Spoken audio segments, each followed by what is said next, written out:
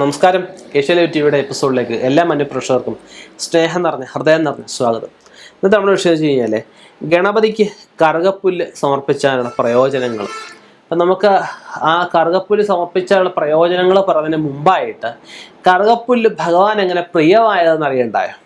ഇപ്പം ഗണേശ പുരാണത്തിനകത്ത് പറയപ്പെടുന്നുണ്ട്, ഒരു അസുരനുണ്ട്, അനലാസുരൻ എന്ന് പറഞ്ഞു. അനലെന്ന് വെച്ചാൽ എന്താ? തീയെ.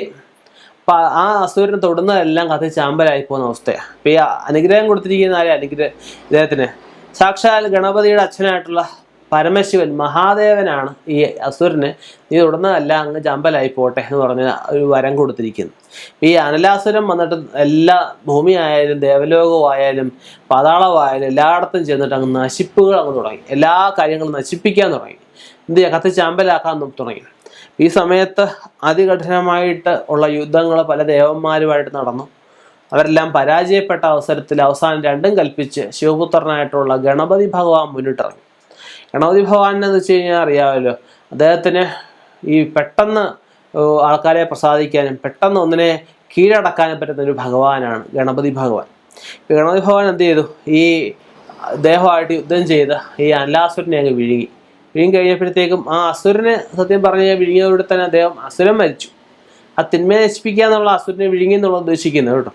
അസുരൻ മരണപ്പെട്ടു. പക്ഷെ അസുരൻ മരണപ്പെട്ടെങ്കിൽ ഈ തീയല്ലേ, ചൂടല്ലേ, ഭഗവാൻ അങ്ങ് ശരീരമെല്ലാം വേർക്കാനും ഭഗവാൻ അതികഠിനമായിട്ട് അസഹനീയമായ ചൂട് അനുഭവിക്കാൻ തുടങ്ങി.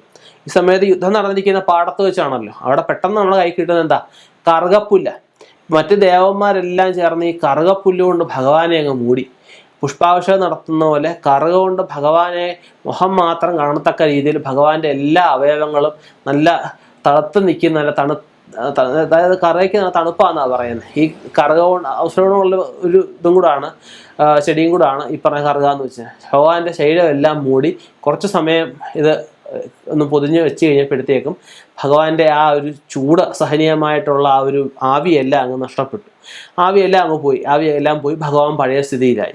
അപ്പോൾ അങ്ങനെ അന്ന് മുതലാണ് ഗണപതി ഭഗവാന് കറുകപ്പുല്ല് പ്രിയമായി തുടങ്ങിയത്.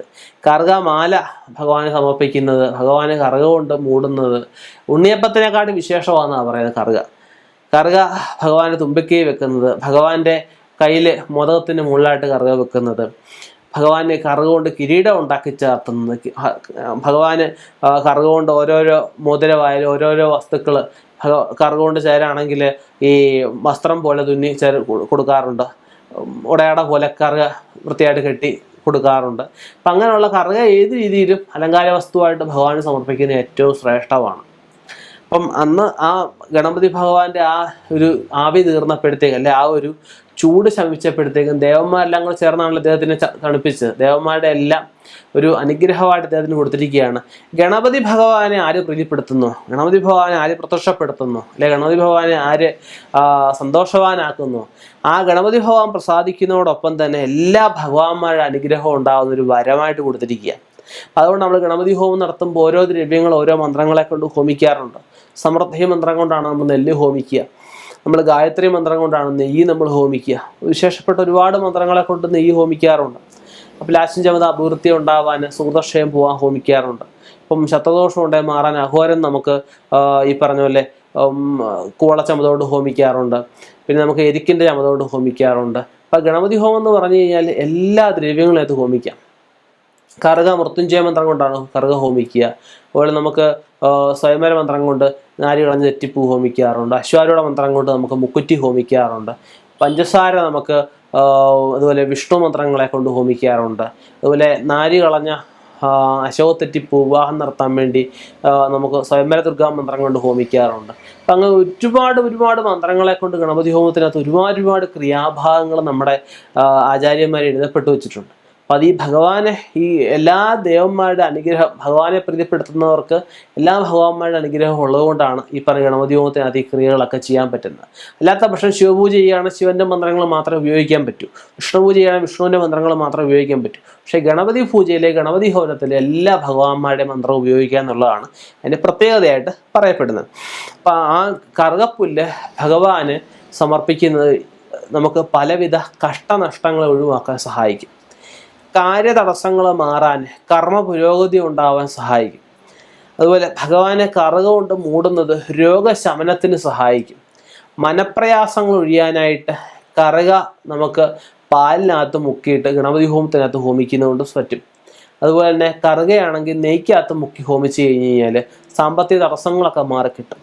ഇതേ കറുക 3 കൂട്ടിയ കറുക 36 നമ്മൾ ഗണേശ സൂക്തം കൊണ്ട് ഗണപതി അഥർവശീർഷ മന്ത്രമുണ്ട്. അപ്പം അങ്ങനെ അഥർവശീർഷ മന്ത്രം കൊണ്ടൊക്കെ നമ്മൾ ഹോമിച്ച് കഴിഞ്ഞ് കഴിഞ്ഞാൽ തടസ്സങ്ങളെല്ലാം പൂർണ്ണമായിട്ടും മാറിക്കിട്ടും. വീട് ആവാത്തവരാണെങ്കിൽ ഇത് നമുക്ക് പഞ്ചഗവ്യത്തിനകത്ത് മുക്കി ഹോമിച്ച് കഴിഞ്ഞാൽ നമുക്ക് വീട് കിട്ടുന്ന അവസ്ഥ വരും. പഞ്ചാമൃതത്തിൽ മുക്കി ഹോമിച്ച് കഴിഞ്ഞാൽ സന്താനമില്ലാത്തവർക്ക് സന്താനം ഉണ്ടാകുന്ന അവസ്ഥകൾ വരും. അപ്പം അങ്ങനെ കറുക നമുക്ക് പല ദ്രവ്യങ്ങളും മുക്കി പല മന്ത്രങ്ങളെ കൊണ്ട് കറുക ഹോമിച്ച് കഴിഞ്ഞ് കഴിഞ്ഞാൽ പല പല പല അനുഭവങ്ങൾ പല പല പല കാര്യസാധ്യങ്ങളാണ് നമുക്ക് ഉണ്ടാവുക. അപ്പം ആ ഗണപതിക്ക് കറുകപ്പുല്ല് സമർപ്പിച്ചാൽ ഈ പറഞ്ഞ പോലെ തന്നെ നമ്മൾ എന്ത് ആഗ്രഹങ്ങൾ പറഞ്ഞ് പ്രാർത്ഥിച്ച് നമ്മുടെ മനസ്സ് ഏകാഗ്രമാക്കിയിട്ട് ശുദ്ധവൃത്തിയോടെ ഇടയ്ക്ക് അഴുക്ക് വരാനോ അതുപോലെ തുപ്പിയതോ മൂത്രമോ ഒഴിച്ചോ സ്ഥലത്തൊന്നും കറുക പറിക്കാൻ പാടില്ല. ശുദ്ധമായിട്ടുള്ള സ്ഥലത്തു നിന്ന് കറുക പറിച്ച് 3 കൂട്ടി കെട്ടണം. 3 കറുക പുല്ല് കൂട്ടി കെട്ടുമ്പോഴാണ് ഒരു കറുകയായിട്ട് പറയപ്പെടുന്നത്. അങ്ങനെയുള്ള 36, 56, 108, 336, 556, 1008, 3008 അങ്ങനെയൊക്കെയുള്ള സംഖ്യകൾ ഭഗവാന് കറുക സമർപ്പിച്ച് കഴിയുമ്പോൾ ദുഷ്ടകാര്യശുദ്ധിയാണ്. എത്രയും പെട്ടെന്ന് നമുക്ക് ആ കാര്യം സാധിച്ചു തരും ഭഗവാൻ, സംശയമില്ലാത്ത കാര്യമാണ്. അപ്പം കറുക കൊണ്ട് ഉള്ള ഗുണങ്ങൾ എല്ലാവരും മനസ്സിലാക്കിയെന്ന് കരുതുന്നു. ഞാൻ ഈ പറഞ്ഞ മന്ത്രങ്ങളെ ചിലപ്പം ക്ഷേത്രങ്ങൾ സമയപരിധി മൂലം ക്ഷേത്രങ്ങൾ ഒരുപക്ഷെ ചെയ്യാൻ സാധിച്ചു എന്ന് വരികയില്ല. അപ്പം അതിന് നമ്മുടെ നല്ലൊരു ആചാര്യനെ കണ്ടെത്തി നമ്മുടെ വീട്ടിൽ വെച്ച് ഈ പറഞ്ഞ കറുക കൊണ്ട് പല വേദമന്ത്രങ്ങൾ കൊണ്ട് ഓരോ ഹോമങ്ങൾ നടത്തി കഴിഞ്ഞ് കഴിഞ്ഞാലും നമുക്ക് ഒരുപാട് നേട്ടങ്ങൾ നമുക്കുണ്ടാവും. കറുക കൊണ്ട് പ്രധാനമായിട്ട് ആയുസ്സിനെ തന്നെ ആയുർബലത്തിനെ തന്നെ പ്രധാനമായിട്ടും പറയുന്നു. ആയുർബലം വർദ്ധിക്കാൻ ഇതിൽ പരം നല്ലൊരു കാര്യം വേറെ ഇല്ല. എല്ലാ കാര്യങ്ങളും നമുക്ക് ഈ കറുക കൊണ്ട് പറയാം കേട്ടോ.